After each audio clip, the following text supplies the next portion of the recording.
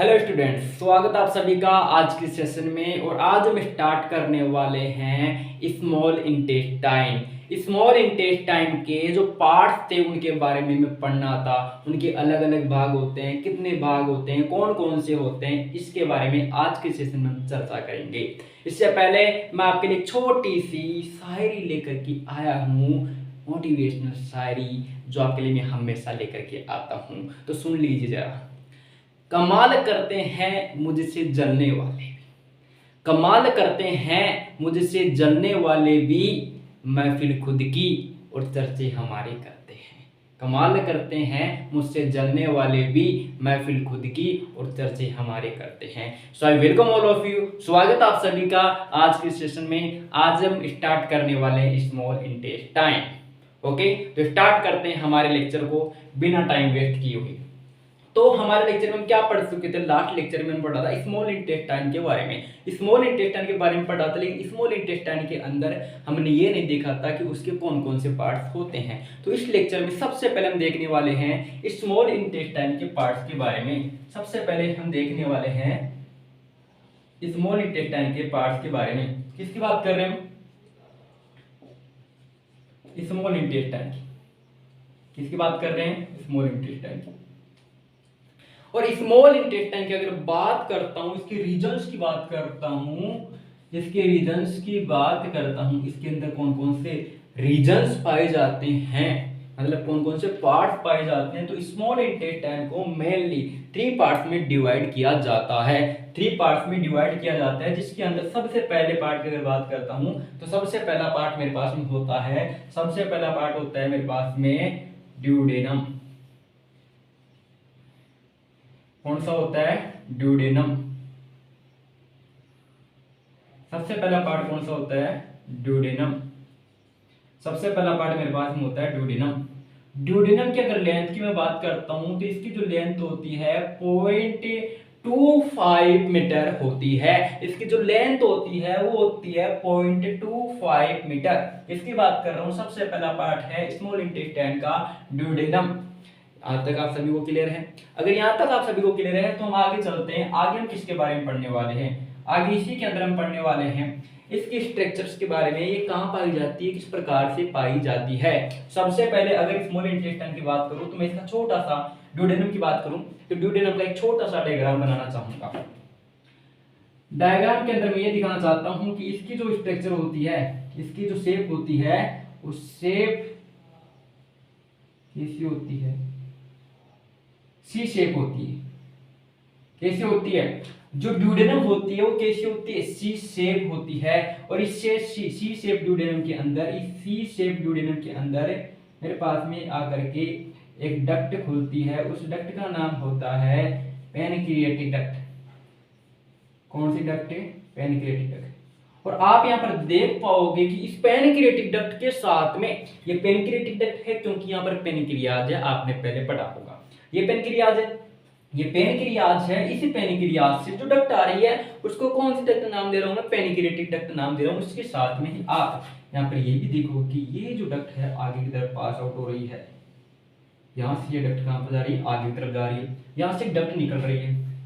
Mainly ये duct निकल नहीं रही है, आ रही है। मैंने यहाँ पर देखा है कि निकल रही है, निकल नहीं रही है, आ रही है। कहां से आ रही है? देखिए इधर, देखिए इधर। यहाँ पर आप देख पाओगे कि यहाँ पर देखिए मैंने इसको डिवाइड किया है और मैंने यहाँ पर एक संरचना बनाई है, जिस संरचना का मैं नाम देता हूं, आप सभी जानते होंगे शायद इसको, गॉल ब्लेडर। क्या नाम देता हूं? और गॉल ब्लेडर के पास में क्या होता है? क्या होता है? लीवर। क्या होता है बताइए? लीवर। बताओ क्लियर है सभी को? ये लीवर है। इस लीवर से डक्ट निकल रही है। क्या? इस लीवर से डक्ट निकल रही है। इससे गोल ब्लेडर से डक्ट निकल रही है। इस लीवर से डक्ट निकल रही है, इस गोल ब्लेडर से डक्ट निकल रही है। कहां पर जा रही है? पेनक्रियाज की डक्ट के अंदर जा रही है। जा रही है। क्लियर है सभी को? तो मैं इसे डक्ट को नाम देता हूं, जो डक्ट निकल रही है यहां पर, इसे डक्ट को मैं नाम देता हूं हिपेटो। कौन सी? Hepato pancreatic duct. कौन सी डक्ट यहां पर पाई जाती है? हिपेटो पेनक्रिएटिक डक्ट प्रेजेंट होती है। कौन से डक्ट प्रेजेंट होती है? हिपेटो पेनक्रियाटिक डक्ट प्रेजेंट होती है। आप सभी को दिख रहा है हिपेटो का मतलब लीवर से आ रही है, हिपेटो का मतलब क्या लीवर है, और पेनक्रियाटिक का मतलब जो पेनक्रिया से जो डक्ट आ रही है, पेनक्रिया से जो डक्ट आ रही है उसकी बात कर रहा है। हिपेटो पेनक्रियाटिक डक्ट प्रेजेंट होती है। किसके अंदर प्रेजेंट होती है बताओ? ड्यूडेनम के अंदर प्रेजेंट होती है। सबसे पहला पॉइंट आपको क्लियर होना चाहिए। और इससे पहले एक पॉइंट और लिखना था मेरे को, वो पॉइंट क्या था आप सभी को बता चुका हूं। सी शेप होती है। कौन सी शेप होती है इसकी? सी शेप होती है। किसकी सी शेप होती है? इसकी जो शेप होती है, किसकी शेप? ड्यूडेनम की। ड्यूडेनम की जो शेप होती है वो सी शेप होती है, और इसके अंदर हिपेटो पेनक्रियाटिक डक्ट पाई जाती है। हिपेटो पेनक्रियाटिक डक्ट पाई जाती है, और इसकी जो लेंथ होती है ये 0.25 मीटर होती है। ओके, यहां तक आप सभी को क्लियर होना चाहिए। इसके बाद में अगले पॉइंट की अगर बात करता हूं, तो ये ड्यूडेनम वाला पार्ट है, ये ड्यूडेनम वाला पार्ट है। ड्यूडेनम वाले पार्ट पर जो मैं बात करता हूं सभी म्यूकोसा की, किसकी बात कर रहा हूं मैं? सभी म्यूकोसा की बात कर रहा हूं। इसकी जो सब म्यूकोसा होती है, इस सब म्यूकोसा पर किसकी सब म्यूकोसा? किसकी सब म्यूकोसा? म्यूकोस सब म्यूकोसा होती है किसकी? ड्यूडेनम की। ड्यूडेनम की जो सब म्यूकोसा होती है उस सब म्यूकोसा पर प्रेजेंट होते हैं, क्या प्रेजेंट होते हैं? क्या प्रेजेंट होते हैं? बुर्नर्स ग्लैंड। बुर्नर्स ग्लैंड प्रेजेंट इन सब म्यूकोसा, सब म्यूकोसाओं पे ड्यूडेनम। क्लियर सभी को? इसकी कहां पर प्रेजेंट होते हैं? ड्यूडेनम। क्लियर है सभी को? क्लियर सभी को? कौन सी ग्लैंड पाई जाती है? बुर्नर्स ग्लैंड पाई जाती है। कहां पर पाई जाती है बुर्नर्स ग्लैंड? बुर्नर्स ग्लैंड पाई जाती है कहां पर? ड्यूडेनम की जो ड्यूडेनम की जो सब म्यूकोसा होती है, ड्यूडेनम की जो सब म्यूकोसा होती है उस सभी म्यूकोसा के अंदर बुर्नर्स ग्लैंड पाई जाती है। ये सभी पॉइंट्स ड्यूडेनम के बारे में आप सभी को क्लियर होना चाहिए। सबसे पहला पॉइंट, इसकी शेप 0.25 मीटर होती है, तो इसकी जो लेंथ होती है 0.25 मीटर होती है, और इसके अलावा इसकी जो शेप होती है सी शेप होती है। अगला पॉइंट होता है कि इसके अंदर हिपेटो पेनक्रियाटिक डक्ट पाई जाती है, और ड्यूडेनम की जो म्यूकोसा होती है, म्यूकोसा में सब म्यूकोसा के अंदर प्रेजेंट होते हैं बुर्नर्स ग्लैंड। ये किसके बारे में पॉइंट बताया है? ओनली ड्यूडेनम के बारे में बताया है। तो ड्यूडेनम के बारे में बता चुका हूं आपको, ठीक है। तो अगला पॉइंट कौन सा आता है? अगला पॉइंट आता है मेरे पास में जेजुनम। कौन सा आता है? जेजुनम। कौन सा आता है? जेजुनम। जेजुनम की अगर मैं लेंथ की बात करता हूं तो इसकी लेंथ होती है 2.50 मीटर। 2.50 मीटर होती है। किसकी लेंथ होती है? 2.50 मीटर। ये होती है जेजुनम की। किसकी होती है? जेजुनम की। जेजुनम की जो लेंथ होती है 2.50 मीटर होती है। 2.50 मीटर होती है। अगर मैं बात करता हूँ इसके बाद में, क्योंकि इसके बारे में कुछ डिटेल में नहीं दिया गया है, किसके अंदर? इसकी बात करूं मैं जेजुनम की। जेजुनम के बारे में कुछ डिटेल में नहीं दिया है, इस वजह से इसकी लेंथ की बात करूंगा मैं यहाँ पर, ठीक है। आगे बात करता हूं मैं, आगे किसके बारे में बात कर रहा हूँ? आगे बात कर रहा हूँ इलियम के बारे में। इलियम की जो लेंथ होती है 3.25 मीटर इसकी लेंथ होती है।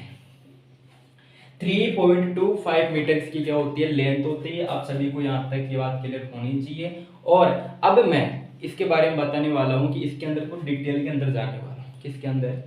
इस इलियम के अंदर। सबसे पहली बात जो बहुत इंपॉर्टेंट है वो क्या है? मैं कहूंगा कि ये कहां पर प्रेजेंट होती है, या मैं कहूं यहां पर, मैं कह सकता हूं यहां पर जो ileocaecal valve present, ileocaecal valve present, जो कल वाला वोल्व था, पहले वाले लेक्चर में बताया मैंने आपको इलियोसिकल वोल्व, बताया था नहीं बताया था? Ileocaecal valve. और मैंने ये भी बताया था वोल्व और स्पिंटर में क्या डिफरेंस होता है। मैंने ये भी बताया था वोल और स्पिंटर में क्या डिफरेंस होता है। मैंने कहा था कि वोल जो होता है उसके अंदर से अगर कोई प्रोडक्ट या कोई भी सब्सटेंस अगर आगे की तरफ मूव कर गया है तो वापस नहीं आ सकता, ये वोल होता है। और अगर बात करता हूं मैं स्पिंटर की, अगर स्पिंटर के अंदर कोई सब्सटेंस आगे मूव कर गया है तो वो वापस आ सकता है। स्पिंटर की खास बात होती है जो मेनली पाया जाता है। लेकिन हमारी एलिमेंट्री कैनाल के अंदर एक वोल्व पाया जाता है जो किसके अंदर होता है? इलियोसिकल वोल्व कहते हैं। इलियोसिकल वोल्व कहते हैं। स्मॉल इंटेस्टाइन के अंदर बात की थी मैंने, की होगी बात, जो लार्ज इंटेस्टाइन में जाकर खुल रहा था कल। ठीक है, present ileocaecal valve present in, या मैं कहूं between ilium and caecum, ilium and caecum. Ileocaecal valve present between ilium and caecum. Ileocaecal valve कहां पर प्रेजेंट होता है? Ileocaecal valve present between ilium and caecum.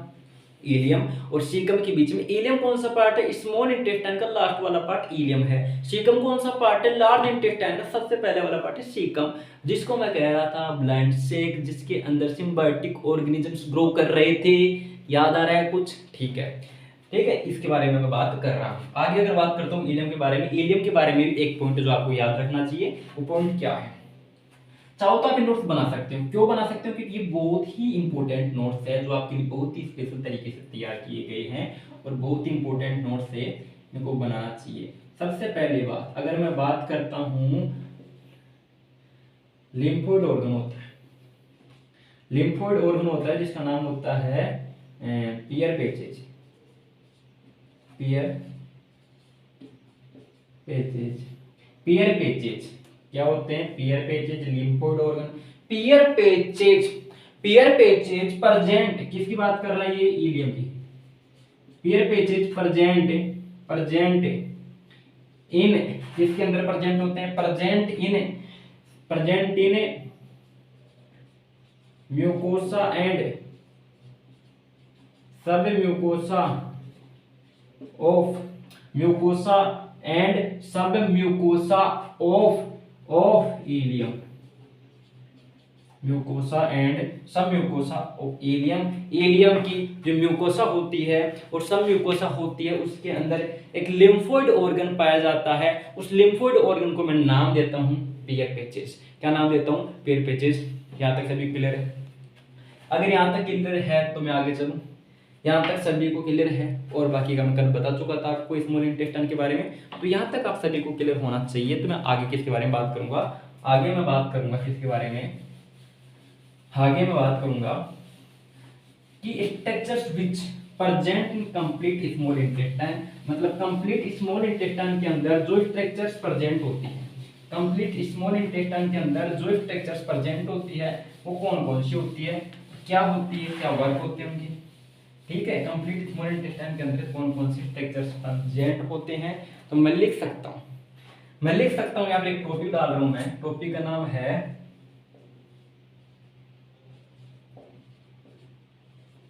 Structures which present complete small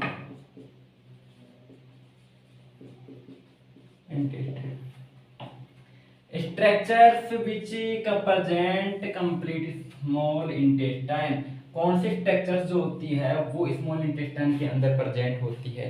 small intestine के अंदर पाए जाने वाली कुछ संरचनाएं हैं। तो क्यों हिल रहा है भैया? एक जगह है ना।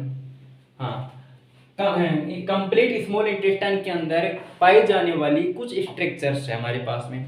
वो स्ट्रक्चर्स कौन कौन सी होती है? एक मिनट।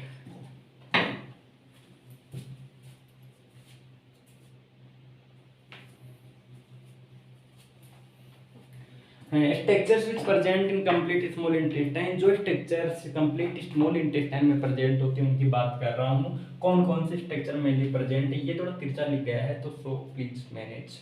ओके, हाँ, सबसे पहले बात करता हूँ कौन सी संरचना की बात करूँ। सबसे पहले मैं बात कर रहा हूँ प्लाई का। कौन सी? प्लाई का। सबसे पहले जो स्ट्रक्चर की बात कर रहा हूँ उसका नाम है क्या? प्लाई का।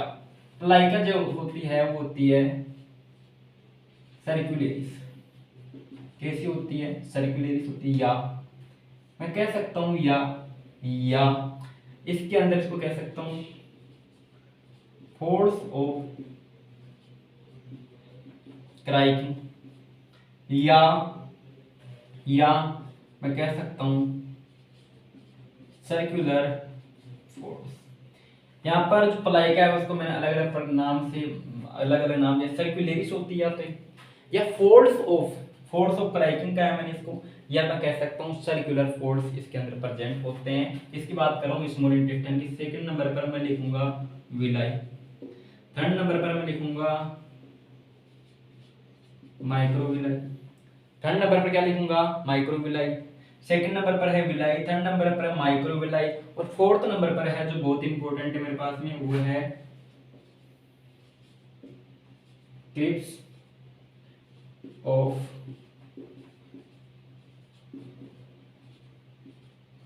Cripps of Lieberkuhn. Crypts of Lieberkuhn, और क्रिप्स ऑफ लिबरपून जो प्रेजेंट होते हैं प्रेजेंट बिटवीन विलाई। कहां पर प्रेजेंट होते हैं? Crypts of Lieberkuhn. Crypts of Lieberkuhn present होते हैं कहां पर?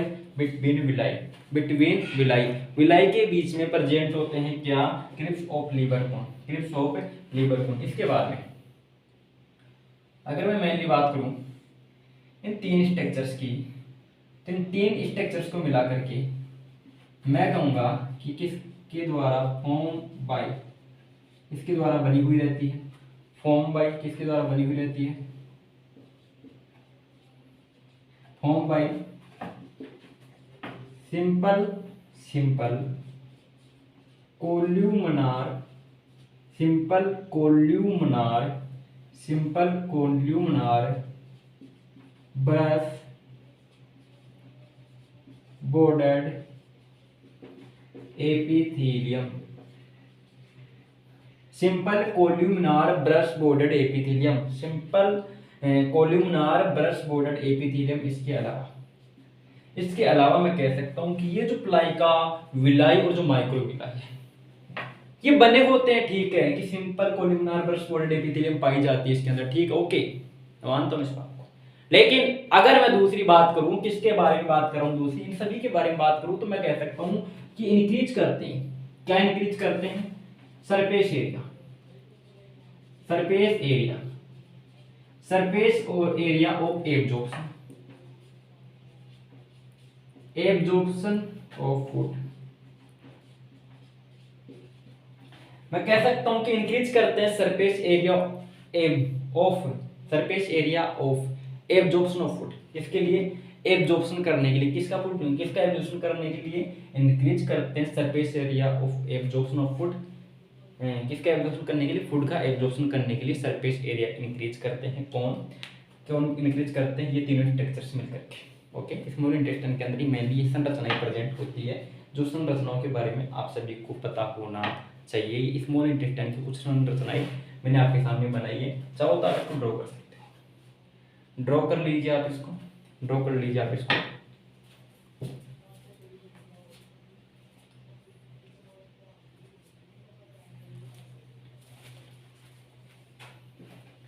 छाप लिया होगा आप सभी ने, अगर छाप लिए तो आगे चलते हैं। ड्रॉ कर लिया अगर आपने तो आगे चलते हैं, है ना। आगे चलते हैं, आगे किसके बारे में पढ़ने वाले हैं? आगे पढ़ने वाले हैं हम लार्ज इंटेस्टाइन के बारे में। किसके बारे में पढ़ने वाले हैं? लार्ज इंटेस्टाइन के बारे में पढ़ने वाले हैं। थोड़ा ध्यान से पढ़िएगा, इंपॉर्टेंट है कुछ बातें जो आपको बताऊंगा यहाँ पर, जो बहुत इंपॉर्टेंट है।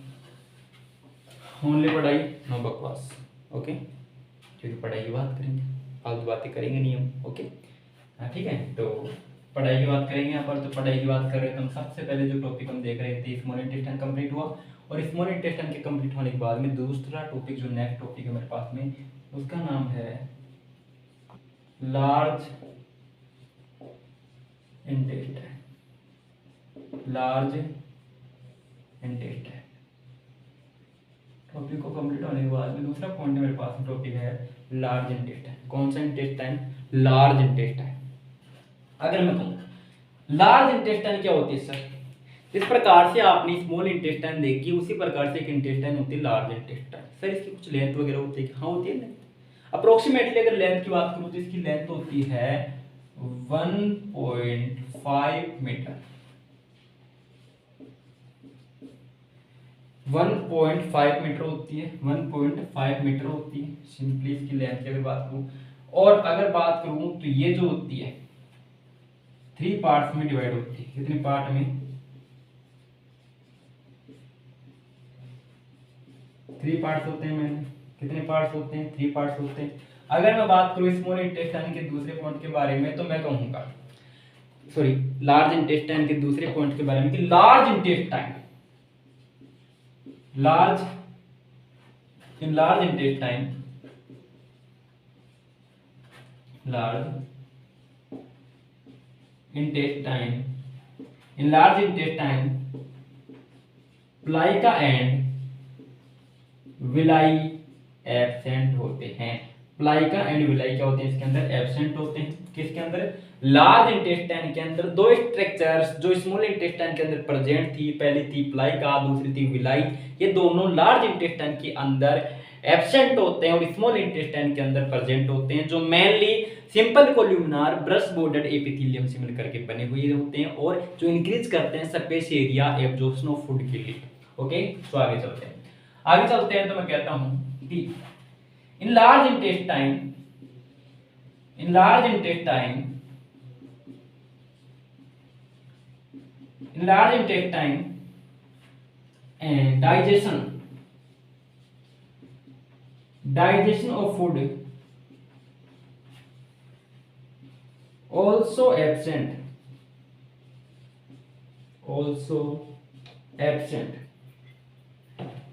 in large intestine digestion of food also absent, इसके अंदर किसी प्रकार का डाइजेशन नहीं होता है फूड का। किसके अंदर, लार्ज इंटेस्टाइन के अंदर, लार्ज इंटेस्टाइन के अंदर किसी प्रकार के फूड का डाइजेशन नहीं होता है। तो सर अगर इसके अंदर किसी प्रकार की फूड का डाइजेशन नहीं होता है तो ठीक है, ओके, लेकिन होता क्या है, मेनली होता क्या है इसके अंदर कि फूड का डाइजेशन नहीं कर रहा है, इसके अंदर प्लाइका भी नहीं है, विलाई भी यहाँ पर प्रेजेंट नहीं है, तो होता क्या है, मेनली इसके अंदर होता क्या है, इसके अंदर सिंपली इसके अंदर होता है एब्जॉर्प्शन। क्या होता है, मेनली एब्जॉर्प्शन। क्या होता है इसके अंदर, एब्जॉर्प्शन।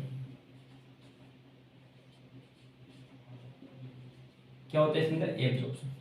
एब्जॉर्प्शन किसका होता है, एब्जॉर्प्शन किसका होता है, जैसे कि वाटर की बात कर लूं मैं एब्जॉर्प्शन के अंदर, या मैं लिख सकता हूं मिनरल की, मिनरल्स की बात कर रहा हूं, वाटर की बात कर रहा हूं, मिनरल्स की बात कर रहा हूं, और सम ड्रग्स।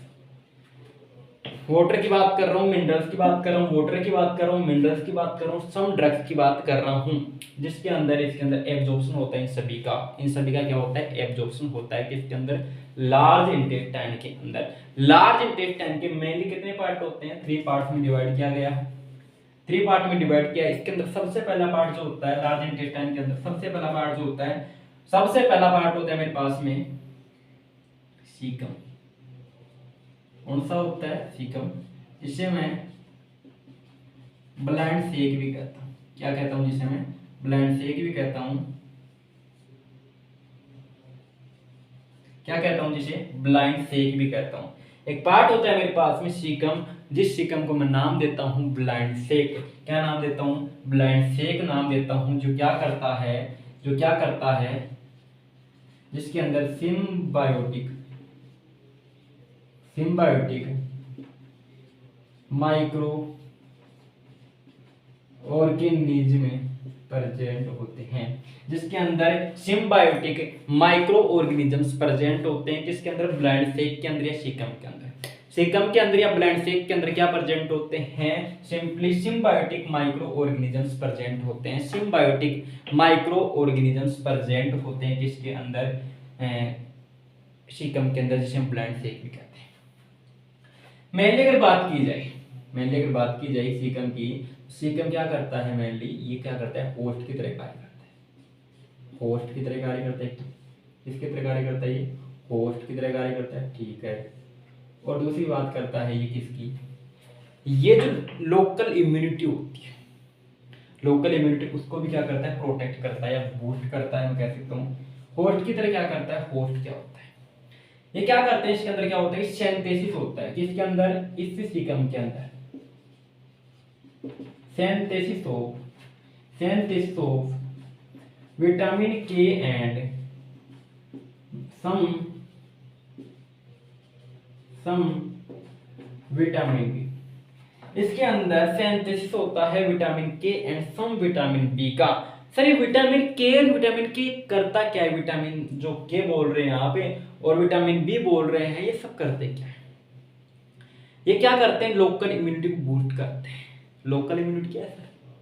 जैसे सिंपली हमारे अंदर इम्यूनिटी पाई जाती है, इम्यून सिस्टम पाया जाता है। इम्यून सिस्टम अगर हमारे अंदर प्रेजेंट होता है, हमारे अंदर अगर इम्यून सिस्टम प्रेजेंट होता है, तो आप सभी जानते हैं कि उस इम्यून सिस्टम को भी बूस्ट करने के लिए कुछ ना कुछ हमारे पास में जो इम्यून सिस्टम होता है, कभी कभी होता है ऐसा कि उसके लिए हमें कुछ ना कुछ चाहिए। कुछ ना कुछ चाहिए मतलब कुछ विटामिन की, कुछ न्यूट्रिशंस की आवश्यकता होती है, जिससे हम इम्यून सिस्टम स्ट्रॉन्ग बना रहे हैं। क्या बना रहे हैं? स्ट्रॉन्ग। अब स्ट्रॉन्ग बनाने के लिए हमारे पास में सपोज कीजिए विटामिन के नहीं है, तो जो यहाँ पर सिम्बायोटिक ऑर्गेनिजम्स है, जो सिम्बायोटिक ऑर्गेनिज्म सिंथेसिस कर रहे हैं, होस्ट जो सिंथेसिस कर रहा है विटामिन के सिंथेसिस कर रहा है, इसके साथ में विटामिन बी भी सिंथेसिस करता है, जो क्या करते हैं? प्रोटेक्ट करते हैं। कह सकता हूँ मैं, प्रोटेक्ट करते हैं लोकल इम्यूनिटी। इसको local immunity protect local immunity protect करते हैं किससे? लोकल इम्यूनिटी से, या लोकल इम्यूनिटी से बचाते हैं हमारे को। ये इम्यूनिटी बूस्ट करते हैं हमारी, जो लोकल इम्यूनिटी होती है उसको क्या करते हैं? बूस्ट करते हैं, बढ़ाते हैं। क्योंकि वे मेनली हम क्या करते हैं, जैसे कि हम न्यूट्रिशन इनटेक करते हैं तो उससे हम विटामिन के, विटामिन बी ले लेते हैं मेनली। लेकिन ऐसा होता है कि अगर नहीं भी ले पाते हैं तो यहाँ से काम चल जाता है, लेकिन ज़्यादा समय तक नहीं चलेगा और ज़्यादा टाइम तक भी नहीं चलेगा। ठीक है, कुछ मात्रा में इम्यूनिटी बूस्ट करने का काम करते हैं, ज़्यादा मात्रा में काम नहीं करते हैं। सो प्लीज़ आपको ये सभी बातें समझ में आई होगी सीकम के बारे में, जिसे हम ब्लाइंड सेक भी कहते हैं, जिसे हम क्या नाम देते हैं? ब्लाइंड सेक भी नाम देते हैं। सभी बातें आप सभी को क्लियर होनी चाहिए, क्योंकि मैं यहाँ से इसको हटा रहा हूँ। अगर आप इसको छापना चाहते हैं तो छाप सकते हैं।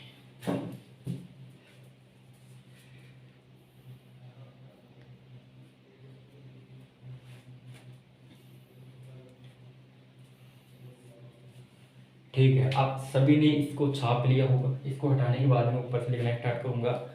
ठीक है, क्योंकि हम बात कर रहे हैं लार्ज इंटेस्टाइन, इसकी बात कर रहे हैं लार्ज इंटेस्टाइन। लार्ज इंटेस्टाइन की अगर बात कर रहे हैं हम, लार्ज इंटेस्टाइन के अंदर मैंने यहाँ पर लिखा होस्ट के बारे में सिंथेसिस करते हैं विटामिन के एंड विटामिन बी का। ठीक है, विटामिन के एंड विटामिन बी का। इसके अलावा आपने सीकम के अंदर सीकम डायग्राम तो आपने बनाया था, लार्ज इंटेस्टाइन स्मॉल इंटेस्टाइन का डायग्राम आपने बनाया था। अगर डायग्राम आपने बनाया था तो आपने एक चीज देखी होगी वहां पर। सर क्या क्या देखा था आपने? वहां पर देखा होगा वर्मीफॉर्म अपेंडिक्स। वर्मीफॉर्म अपेंडिक्स देखा था क्या? सर क्या होता है वर्मीफॉर्म अपेंडिक्स? ये एक वेस्टिजियल लिम्फोइड ऑर्गन होता है। वेस्टिजियल लिम्फोइड ऑर्गन होता है क्या? Vermiform appendix. Vestigial lymphoid organ होता है क्या? Vermiform appendix. इसके बाद में सेकंड नंबर पर मैं बात करूंगा किसकी? कोलोन की। किसकी बात करूंगा? कोलोन की। कोलोन की अगर बात करता हूं तो मैं कहूंगा कोलोन जो थी, बताओ कितने प्रकार की थी? Ascending colon, descending colon, transverse colon, sigmoid colon, 4 प्रकार की थी कि नहीं थी? तो आओ यहाँ पर लिखते हैं। तो देखो असेंडिंग ठीक है, डिसेंडिंग ठीक है, ट्रांसवर्स एक होती है sigmoid. Ascending, descending, transverse and sigmoid colon यहाँ पर प्रेजेंट होती है। और कोलोन के अंदर ही एक पार्ट और होता था जिसे मैं चैम्बर कहता हूँ। आपको नहीं पता है?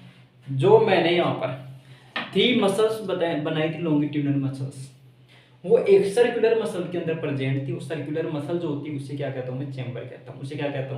चैम्बर कहता हूँ। और यहाँ पर कोलोन के अंदर भी क्या पाई जाती है? स्मूथ मसल्स पाई जाती है। स्मूथ मसल जो प्रेजेंट होती है वो, उसके बारे में बात करता हूँ। तो आउटर और इनर पाई जाती है, आउटर और इनर पाई जाती है। एक होती है यहाँ पर लॉन्गिट्यूडनल, लॉन्गिट्यूडनल ट्यूडिनल, एक होती है सर्कुलर, सर्कुलर मसल्स होती है। लॉन्गिट्यूडनल होती है और सर्कुलर मसल्स यहाँ पर प्रेजेंट होती है। स्मूथ मसल्स के अंदर कौन सी मसल्स प्रेजेंट होती है, यहाँ पर प्रेजेंट होती है longitudinal muscles and circular muscles यहाँ पर प्रेजेंट होती है। सो आप सभी को यहाँ तक समझ में आया होगा। अब जहाँ जैसे हम कोलोन की बात कर लेते हैं, जैसे हम किसकी बात करते हैं, कोलोन की बात कर लेते हैं, कोलोन की बात जैसे कर लेते हैं कंप्लीटली, तो हम बात करते हैं लास्ट पॉइंट हमारे पास में रह जाता है, जिसे हम कहता हूँ rectum and anal canal, rectum and anal canal, rectum and anal canal, rectum and anal canal, rectum and anal canal, सही खत्म हो गई शायद। रेक्टम एंड एनल कैनाल, सबसे पहले तो मैं रेक्टम और एनल कैनाल की बात करता हूं तो मैं कहूंगा कि इसके अंदर स्टोर होता है फूड। कौन सा फूड? Store undigested food. यहाँ पर कौन सा फूड स्टोर होता है? Undigested food. जिस फूड का डाइजेशन नहीं होता है वो फूड कहाँ पर स्टोर होता है? रेक्टम के अंदर स्टोर होता है। कहाँ पर स्टोर होता है? रेक्टम के अंदर स्टोर होता है। इसके अलावा मैं बात करूंगा एनल कैनाल की, इसकी बात करूंगा एनल कैनाल की। तो एनल कैनाल के अंदर क्या होता है कि दो प्रकार के स्फिंक्टर पाए जाते हैं, एक होता है आउटर और दूसरा होता है कौन सा? इनर। आउटर होता है वॉलेंट्री होता है और जो इनर होता है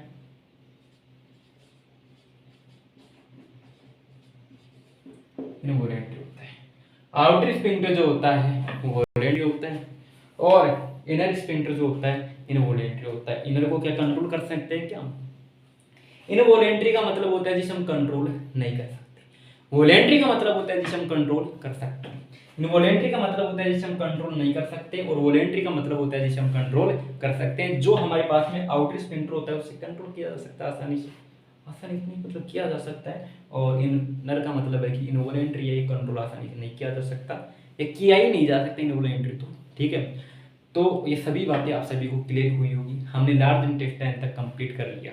आगे हम पढ़ेंगे गट के अंदर जो स्ट्रक्चर्स प्रेजेंट होती है, लेयर्स प्रेजेंट होती है, हमारी जो एलिमेंट्री कैनाल होती है उसके अंदर कौन कौन सी लेयर प्रेजेंट होती है उसके बारे में, क्योंकि आज गर्मी बहुत ज़्यादा है। सो वीडियो बनाने में बहुत दिक्कत हो रही है इस वजह से। तो हम आगे स्टार्ट करेंगे गट के बारे में या एलिमेंट्री कैनाल की लेयर्स के बारे में। तो उम्मीद है कि ये सभी बातें आप सभी को क्लियर हुई होगी। मिलते हैं अगले लेक्चर में, तब तक के लिए ओके बाय।